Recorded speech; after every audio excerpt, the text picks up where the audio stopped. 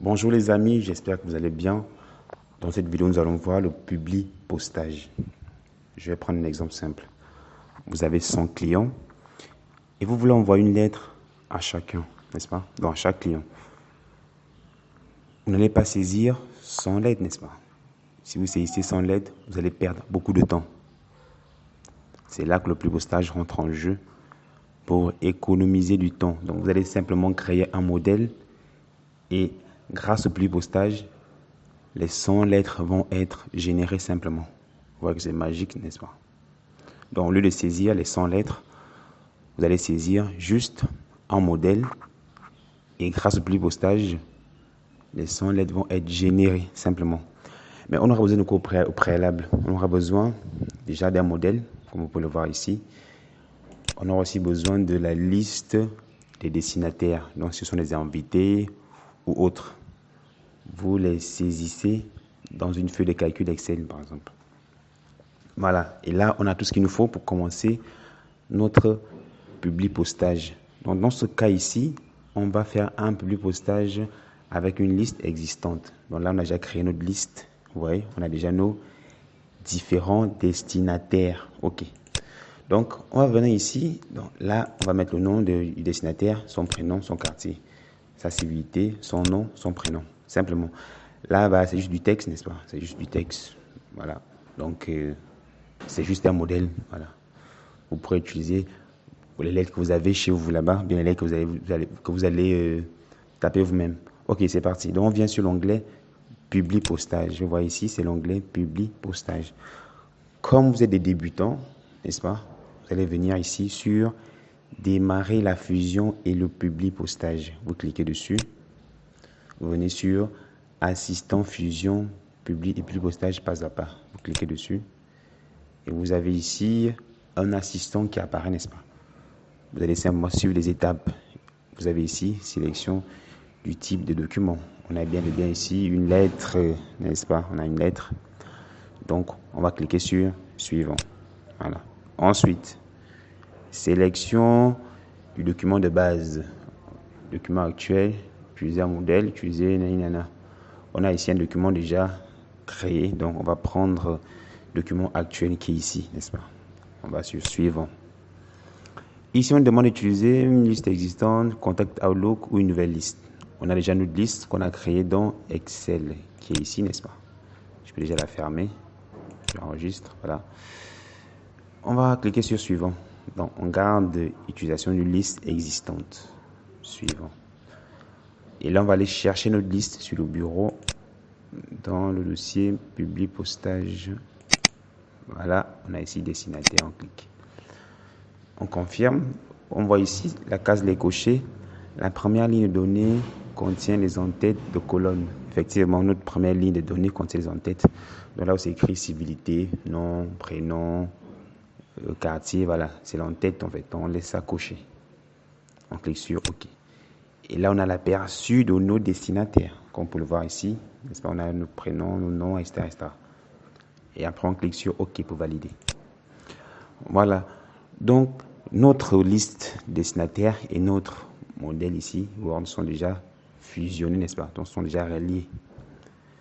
Maintenant, ce qu'on va faire, c'est remplacer les valeurs qui sont ici, n'est-ce pas, par les champs de fusion. On commence par le nom, par exemple. On efface le nom tout doucement pour ne pas casser le design. On vient ici, insérer un champ de fusion. Ne cliquez pas directement sur le bouton. Quand je le fais, regardez, vous avez cette fenêtre qui apparaît. Je peux venir ici, insérer nom.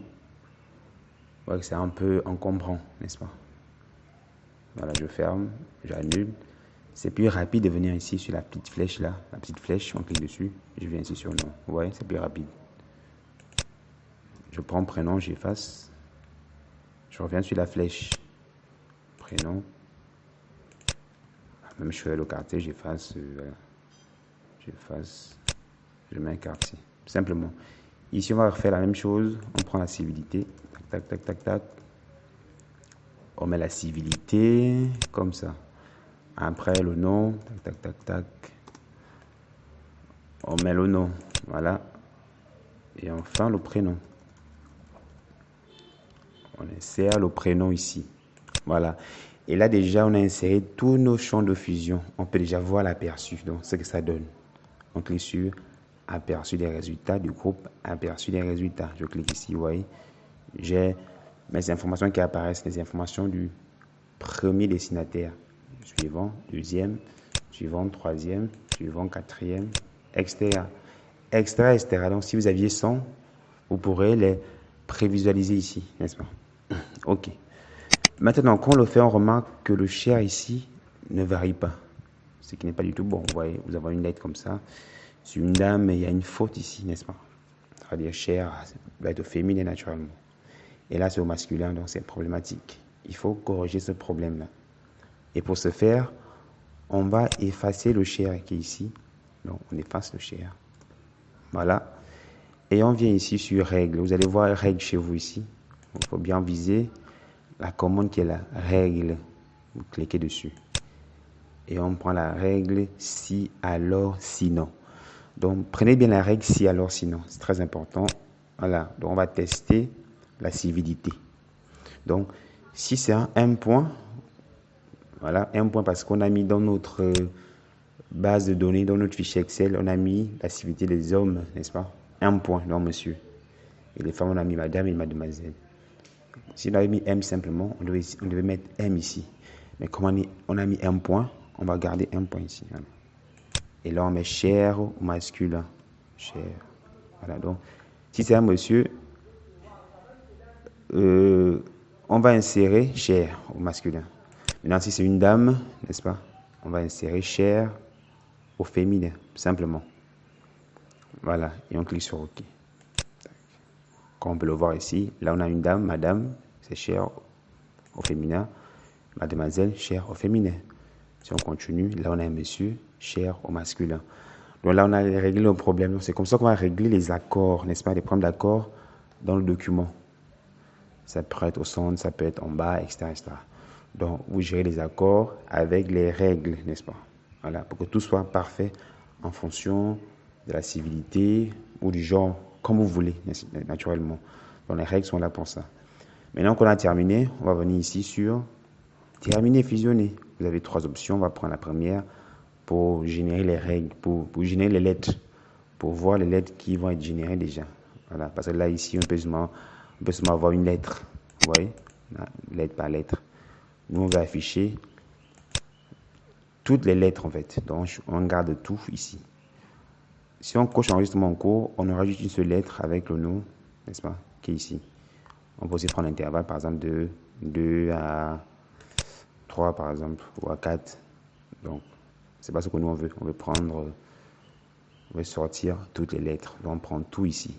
Et après, on clique sur OK. Voilà. Ici, on a Moussabou Pierre. On descend. Binta Georgette. On descend. Vous voyez. On a bel et bien nos 100 lettres ici. Je peux dézoomer. Voilà. On peut voir nos 5 lettres, comme vous pouvez le voir ici. Voilà. Donc, au lieu de saisir les 5 lettres, j'ai juste créé mon modèle, créé ma liste, n'est-ce pas? Et après, le plus beau stage a fait le reste du travail. Générer, simplement. Et là, je peux aller sur une lettre en particulier et ajouter des informations, par exemple. Si je veux, je peux ajouter des infos ici, supplémentaires, en fonction du nom, voilà. Ok, donc je vous remercie. Abonnez-vous, partagez, likez, laissez un commentaire au passage. Voilà, on se dit à très bientôt, les amis. Bye bye.